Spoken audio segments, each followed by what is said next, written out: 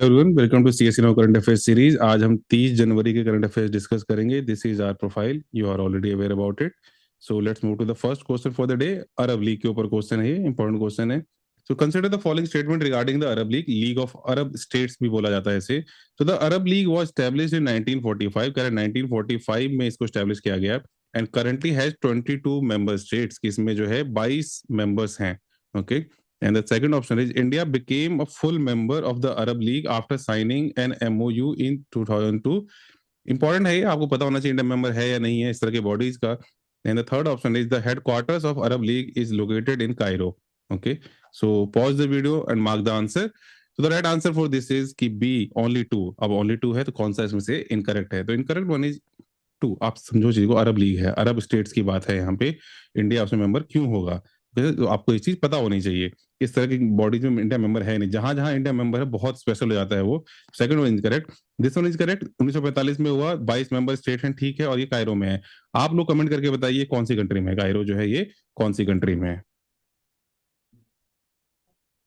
Now, coming to question number two, consider the following statement regarding cess and surcharge. तो first statement आपका क्या है?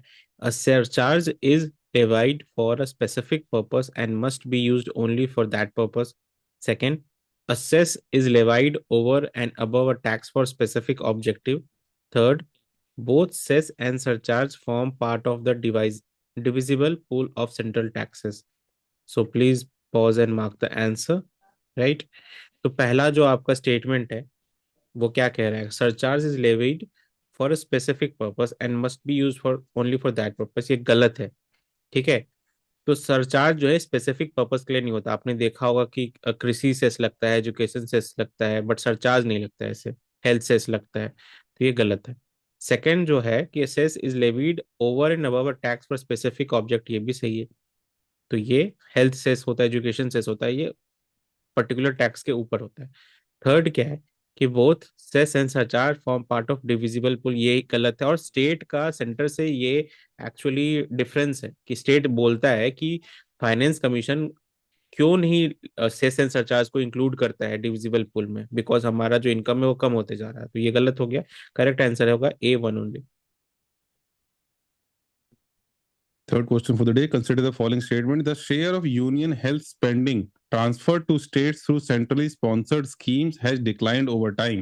अब इस तरह का क्वेश्चन यूपीएससी पूछता है, declined over time, increase over time, consistently increase. तो इस तरह की चीज आपको पता होनी चाहिए। इंपॉर्टेंट आर्टिकल है ये, अगर नहीं पढ़ा है आपने तो जाके पढ़ना इसे। The share of union health spending, मतलब यूनियन से जो पैसा जा रहा था स्टेट को for health care, centrally sponsored के थ्रू वो घटा है। And health is primarily a state subject, primarily a state subject है। states bear the main responsibility for healthcare delivery। कह रहा है स्टेट का सब्जेक्ट है ये, तो मेनली खर्चा उनका है।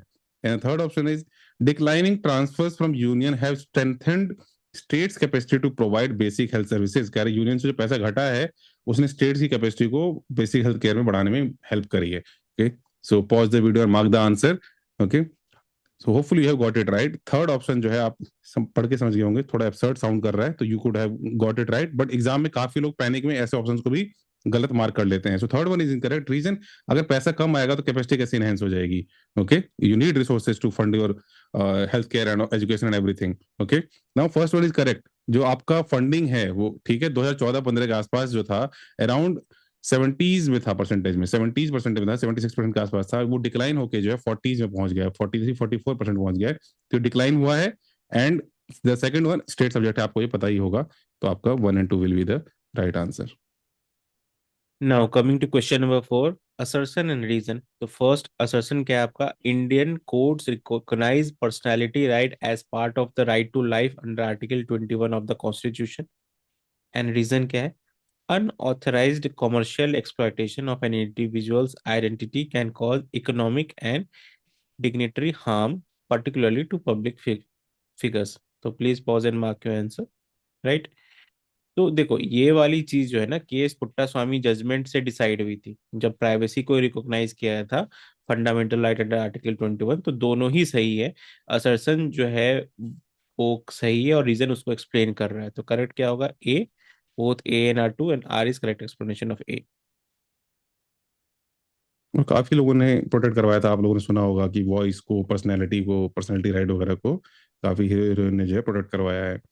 देन अनफॉर्चुनेट इंसिडेंट हुआ जिसमें महाराष्ट्र के जो डिप्यूटी सीएम की डेथ हुई, और पास्ट में मल्टीपल टाइम ऐसा हुआ, उस वजह से ये न्यूज में है एयरक्राफ्ट।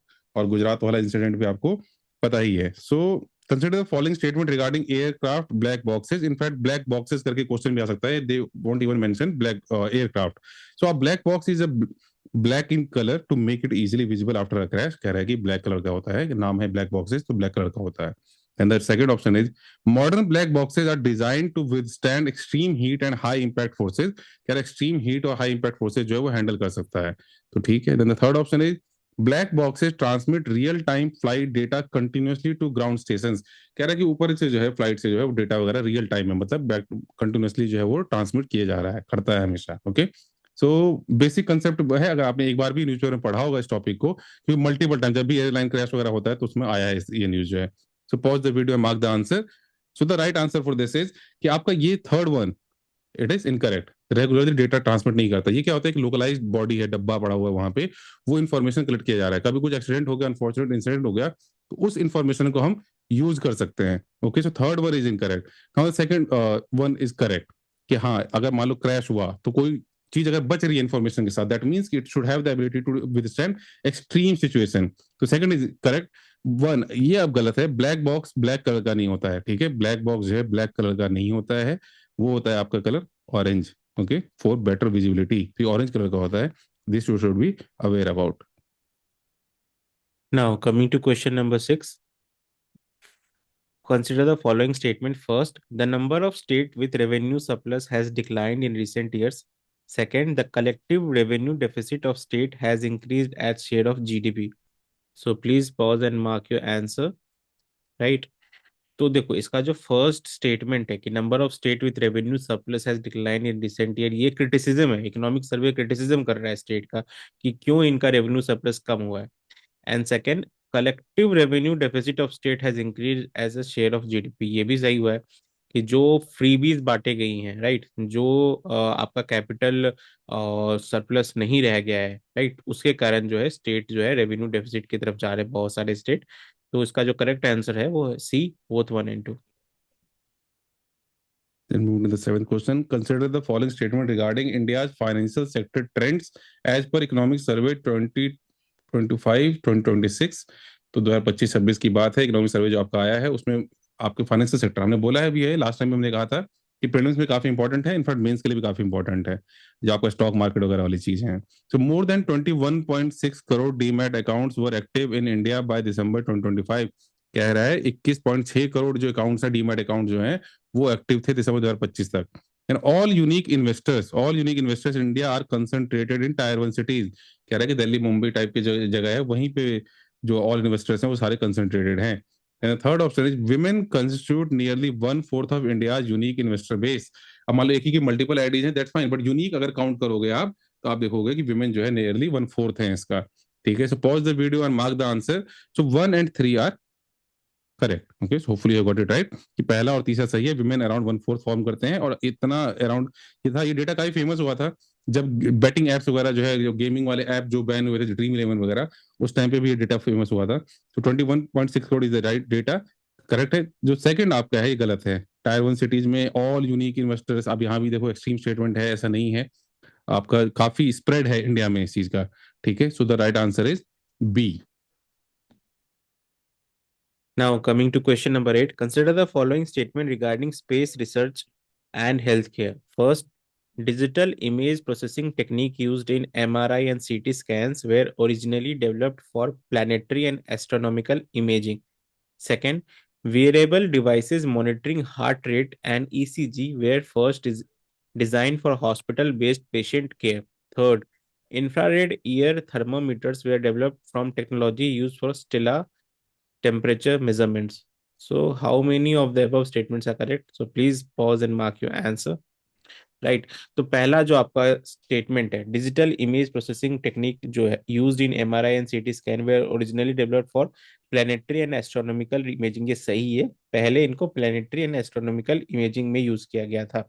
सेकंड जो है, wearable device monitoring heart rate and ECG were first design for hospital based patient care, ये गलत है, पहले इनको हॉस्पिटल सिस्टम के लिए नहीं बनाया गया था, इनको एस्ट्रोनॉट्स के लिए बनाया गया था।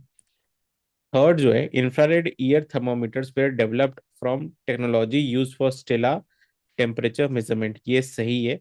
तो जो आपके एस्ट्रोनॉमी रिसर्च है उसमें ही आपका इंफ्रारेड ईयर थर्मोमीटर का डिस्कवरी हुआ था। तो जो करेक्ट आंसर हो जाएगा वो हो जाएगा B, only 2। So now you know कि क्यों कहते हैं कि स्पेस रिसर्च वगैरह भी फायदेमंद है। जो लोग कहते हैं ना स्पेस रिसर्च में 500 करोड़ 1000 करोड़ क्यों लगाए जा रहे हैं, तो आप देखो कैसे वहीं का बेनिफिट उसमें किस चीज के लिए हमने किया और वो बेनिफिट बाकी जगह हेल्थ केयर वगैरह में पहुंच रहा है। ठीक है। So on that note, thank you everyone. Do like, share, and subscribe, and keep following this series till prelims 2025, 2026. Okay. Thank you everyone.